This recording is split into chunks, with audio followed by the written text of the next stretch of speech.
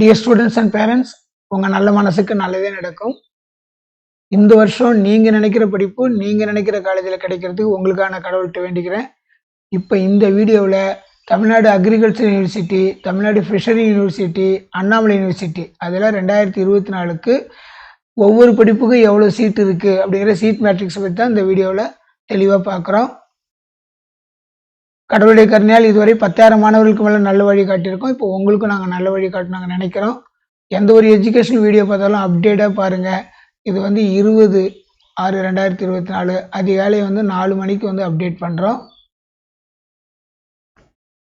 பொதுவாக தமிழ்நாடு அக்ரிகல்ச்சர் யூனிவர்சிட்டியில் உங்களுக்கு தெரியும், அக்ரிகல்ச்சர் சயின்ஸ் கோர்சஸ் மொத்தம் 8 இருக்குது. அக்ரி, ஹார்டி இந்த மாதிரி 8 படிப்பு இருக்கும். நம்மளுக்கு அப்ளிகேஷன் போடும்போதே தெரிஞ்சிருக்கும். அதே அக்ரிகல்ச்சர் யூனிவர்சிட்டியில் பார்த்தீங்கன்னா அக்ரிகல்ச்சர் டெக்னாலஜிஸ் கோர்சஸ் மொத்தம் 7 இருக்குது. இந்த படிப்புகளுக்கு எல்லாத்துக்குமே சேர்த்து தமிழ்நாடு அக்ரிகல்ச்சரை பொறுத்த வரைக்கும், அந்த யூனிவர்சிட்டி பொறுத்த வரைக்கும் மொத்தம் 18 கவர்மெண்ட் காலேஜ் இருக்குது. அது மாதிரி நம்மளுக்கு 28 ப்ரைவேட் காலேஜஸ் இருக்குது நம்மளுக்கு அங்கே. இது எல்லாத்துலேயுமே சேர்த்து நம்மளுக்கு எவ்வளோ சீட்டு இருக்கும் அப்படின்னு கேட்டிங்கன்னா, 18 கவர்மெண்ட் காலேஜஸ், அவங்க அந்த உறுப்பு கல்லூரிகள்னு சொல்லுவாங்க, நம்மளுக்கு புரியுறதுக்கான கவர்மெண்ட் காலேஜ்னு சொல்கிறேன். அப்போ 18 கவர்மெண்ட் காலேஜ்லையும் சேர்த்து நம்மளுக்கு 2555 சீட்டு இருக்குது. ப்ரைவேட் காலேஜஸில் மொத்தம் அந்த படிப்புகள் எல்லாத்துக்கும் சேர்த்து 2806 சீட்டு இருக்குது இந்த வருஷம். அதாவது அக்ரிகல்ச்சர் சயின்ஸ் கோர்சஸ் 8, அது மாதிரி டெக்னாலஜி கோர்சஸ் 7, இது எல்லாத்தையும் சேர்த்து நம்மளுக்கு கவர்மெண்ட் ப்ரைவேட் காலேஜஸில் இருக்கக்கூடிய சீட்டுகளுடைய எண்ணிக்கை இது. அதுக்கு அடுத்தது தமிழ்நாடு ஜெயலலிதா ஃபிஷரி யூனிவர்சிட்டி அப்படின்னு சொல்லுவோம். Doctor Jayalalithaa fishery university. இதில் உங்களுக்கு அப்ளிகேஷன் போடும்போதே தெரிஞ்சிருக்கும், பிஎஃப்எஸ்சி கோர்ஸ் இருக்குது, பிடெக் கோர்சஸ் இருக்குது, செல்ஃப் ஃபைனான்சிங் கோர்சஸ் இருக்குது, அண்டு பேரா ப்ரொஃபஷனல் கோர்சஸ் இருக்குது. இது பிஓக்குன்னு சொல்லுவாங்க, பேச்சுலர் ஆஃப் ஒகேஷ்னல் அப்படின்னு அர்த்தம். இந்த எல்லா கோர்ஸுக்கும் சேர்த்து மொத்தம் 345 சீட்டு தான் இந்த வருஷம் இருக்குது இதில். அதுக்கடுத்து அண்ணாமலை யூனிவர்சிட்டி. அண்ணாமலை யூனிவர்சிட்டியில் நம்ம ஏற்கனவே பழைய வீடியோவில் சொல்லியிருப்போம், இதுக்கு முன்னாடி இருக்கிற வீடியோவில் சொல்லியிருப்போம். அண்ணாமலை யூனிவர்சிட்டி பொறுத்த வரைக்கும் இந்த வருஷம்தான் முதலாக அக்ரியை தமிழ்நாடு அக்ரிகல்ச்சர் யூனிவர்சிட்டியோடு சேர்த்துருக்காங்க. அதில் இப்போ அவங்களுக்கு அக்ரிகல்ச்சர் கவர்மெண்ட் எய்டடாகவும், அக்ரிகல்ச்சரை செல்ஃப் சப்போர்ட்டாகவும், அக்ரிகல்ச்சரில் ஹார்டிகல்ச்சரும் சேர்த்துருக்காங்க.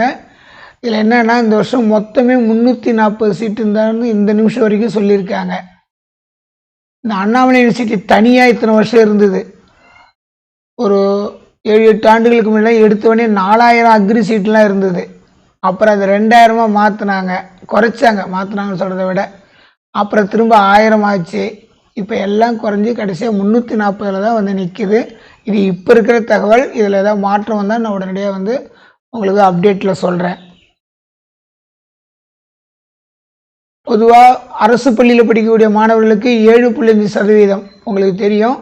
அந்த இடஒதுக்கீட்டின்படி இப்போ இருக்கிற இந்த படிப்புகள் எல்லாத்துக்குமே Annamalai university, Tamil Nadu agriculture university, மீன்வள பல்கலைக்கழகம், இது எல்லாத்துக்கும் சேர்த்து இந்த வருஷம் ஒதுக்கி இருக்கிறது நம்மளுக்கு மொத்தம் 413 சீட்டு அரசு பள்ளி மாணவர்களுக்கு. இந்த 2024 நம்மளுக்கு அப்ளிகேஷன் போட்ட அரசு பள்ளி மாணவர்கள் மட்டும் 10,053 பேர் போட்டிருக்காங்க. இதில் 413 பேருக்கு இப்போ சீட் அலாட்மெண்ட். இதெல்லாம் இந்த நிமிஷத்தில் இருக்கக்கூடிய தகவல்கள். இல்லை ஏதாவது மாற்றம் வந்தால் நாங்கள் உடனடியாக சொல்லுவோம். ஸ்பெஷல் கோட்டா உங்களுக்கு தெரியும், ஸ்பெஷல் ரிசர்வேஷன், அதாவது இராணுவம் எக்ஸ் சர்வீஸாக இருந்தால் அதுக்கு மொத்தம் 20 இடம் இருக்குது. அரசு பள்ளி மாணவர்களுக்கு நம்மளுக்கு ஏற்கனவே சொல்லிவிட்டு 413 இடம் இருக்குது. ஸ்போர்ட்ஸ் கோட்டாவாக இருந்தால் மொத்தம் 20 சீட் இருக்குது. மாற்றுத்திறனாளிகள், அந்த ஃபிசிக்கல் ஹேண்டிகேப்னு சொல்லுவாங்களே, அவங்களுக்கு மொத்தம் 126 இடம் இருக்குது.